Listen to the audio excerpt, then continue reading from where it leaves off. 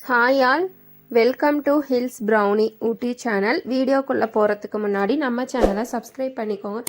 மறக்காமல் பக்கத்தில் இருக்கிற பெல் பட்டனை ப்ரெஸ் பண்ணிக்கோங்க. அப்போ தான் நான் போடுற வீடியோ நோட்டிஃபிகேஷன் உங்களுக்கு உடனே வரும். இப்போ நம்ம வீடியோக்குள்ளே போயிடலாம். குச்சிக்கிழங்கு வச்சு அடை தோசை பண்ண போகிறோம். எப்போவுமே ஒரே போல் அரிசி பருப்பு வச்சு அடை தோசை பண்ணாமல் குச்சிக்கிழங்கு வச்சும் அடை தோசை பண்ணி பாருங்கள், சூப்பராக இருக்கும்.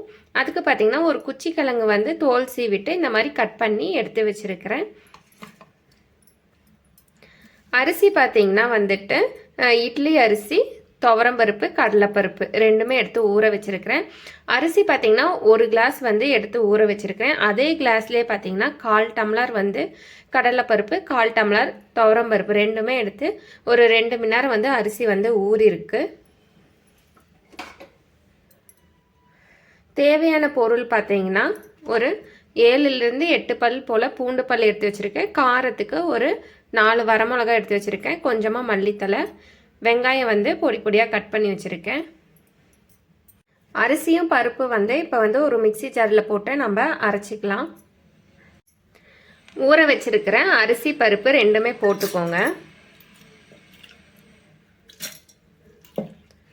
அரிசியும் பருப்பு ஊறின தண்ணியே பார்த்தீங்கன்னா நான் கொஞ்சமாக ஊற்றிக்கிறேன்.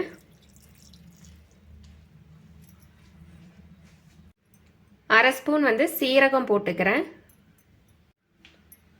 அரை ஸ்பூன் சோம்பு போட்டுக்கிறேன். 4 வரமிளகா சேர்த்துக்கிறேன். 6-7 பூண்டு பல் சேர்த்துக்கிறேன். 1/4 ஸ்பூன் மஞ்சத்தூள் சேர்த்துக்கிறேன். இப்போ இதை நம்ம அரைச்சிட்டு வந்துடலாம். அரைச்சிட்டு வந்ததை நம்ம ஒரு பாத்திரத்தில் நம்ம ஊற்றிக்கலாம். மிச்சம் இருக்கிற அரிசி பருப்பு நம்ம எடுத்து வச்சிருக்கிற மரவள்ளி கிழங்கு நம்ம பார்த்திங்கன்னா நம்ம அரைச்சிட்டு வந்துடலாம். மிச்சம் இருக்கிற அரிசி பருப்பும் பார்த்திங்கன்னா நம்ம மிக்சி ஜாருக்குள்ளே நம்ம போட்டுக்கலாம். அடை தோசைக்கு நீங்கள் அரைக்கும் போது ரொம்ப நைஸாக அரைச்சிடக்கூடாது. அப்போ நம்மளுக்கு அந்த தோசை கிறிஸ்பியாக வராது. அதனால கொஞ்சம் குறையாக இருக்கிற மாதிரி அரைச்சிக்கோங்க. அரிசி பருப்பு இப்போ போட்டுட்டோம். ஊற வச்ச தண்ணியவே பார்த்தீங்கன்னா நான் ஊற்றிக்கிறேன். கொஞ்சமாக ஊற்றிக்கோங்க. உங்களுக்கு அரைக்கும் போது தண்ணி பத்தலை அப்படின்னா நீங்கள் தண்ணி ஊற்றி கூட நீங்கள் அரைச்சிக்கலாம். எடுத்து வச்சிருக்கிற குச்சி கிழங்கும் நான் சேர்த்துக்கிறேன். இதை நம்ம அரைச்சிட்டு வந்துடலாம். அரைச்சிட்டு வந்த 2வது பேட்ச் மாவும் நம்ம ஒரு பவுலில் சேர்த்துக்கலாம். கட் பண்ணி வச்சிருக்கிற வெங்காயம், கொத்தமல்லி ரெண்டுமே நம்ம சேர்த்துக்கலாம்.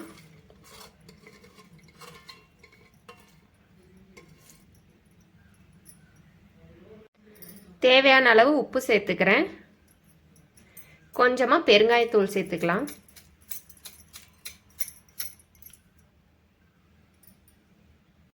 மாவை நம்ம கலந்துக்கலாம். கலந்து ஒரு ஓரமாக வச்சுருங்க. இப்போவே நீங்கள் தோசை சுட்டு சாப்பிட்றனாலும் சாப்பிட்லாம், இல்லை ஒரு 10 நிமிஷம் கழித்து நீங்கள் தோசை ஊற்றி சாப்பிட்றனாலும் சாப்பிட்லாம். நான் ஒரு 10 நிமிஷம் கழித்து நான் தோசை ஊற்றிக்கிறேன்.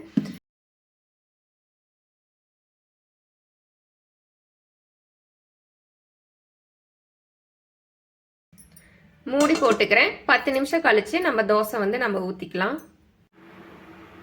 10 நிமிஷம் பக்கம் போல் பார்த்தீங்கன்னா அடை தோசைக்கு மாவு நல்லாவே ஊறிடுச்சு. இப்போ நம்ம தோசை நம்ம ஊற்றிக்கலாம். தோசைக்கல் பார்த்தீங்கன்னா சூடாயிடுச்சு. இப்போ நம்ம மாவு நம்ம ஊற்றிக்கலாம்.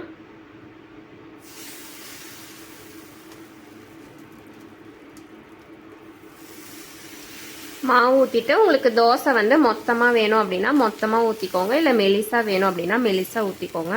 அடை தோசைக்கு எப்போவுமே தோசை கொஞ்சம் மொத்தமாக ஊற்றினா கொஞ்சம் நல்லாயிருக்கும். அதனால நான் மொத்தமாக தோசை ஊற்றிக்கிறேன்.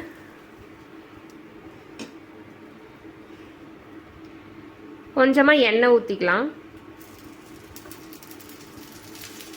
வெந்துடட்டும், நம்ம தோசையை திருப்பி போட்டுக்கலாம். தோசை வெந்துருச்சு. இப்போ தோசையை நம்ம திருப்பி போட்டுக்கலாம். வெந்துடட்டும், நம்ம தோசையை ஒரு பிளேட்டில் மாற்றிக்கலாம். தோசை வெந்துருச்சு. தோசையை நம்ம ஒரு பிளேட்டில் நம்ம மாற்றிக்கலாம். குச்சிக்கிழங்கு தோசை பார்த்திங்கன்னா ரெடி ஆயிடுச்சு. குச்சிக்கிழங்குன்னு சொல்லுவாங்க, மரவள்ளி கிழங்குன்னு சொல்லுவாங்க. இந்த தோசை வந்து நம்மளுக்கு வந்து நம்ம எப்போவுமே வந்துட்டு ஒரே போல் பருப்பு தோசை அந்த மாதிரி எல்லாம் செய்யாமல் ஒரு டைம் வந்து இந்த மாதிரி ஒரு குச்சிக்கிழங்கு தோசை வந்து நீங்களும் செஞ்சு பாருங்கள். அதுக்கு பார்த்தீங்கன்னா பொட்டுக்கடலை சட்னி வந்து நல்லாயிருக்கும். அதனால் நான் வந்து பொட்டுக்கடலை சட்னி வச்சுருக்கேன். நீங்கள் துவையல் வச்சு சாப்பிட்டிங்கனாலும் நல்லாயிருக்கும். வீடியோ பிடிச்சிருந்தா வீடியோக்கு ஒரு லைக் பண்ணிடுங்க. அப்படியே நம்ம சேனலையும் சப்ஸ்கிரைப் பண்ணிடுங்க.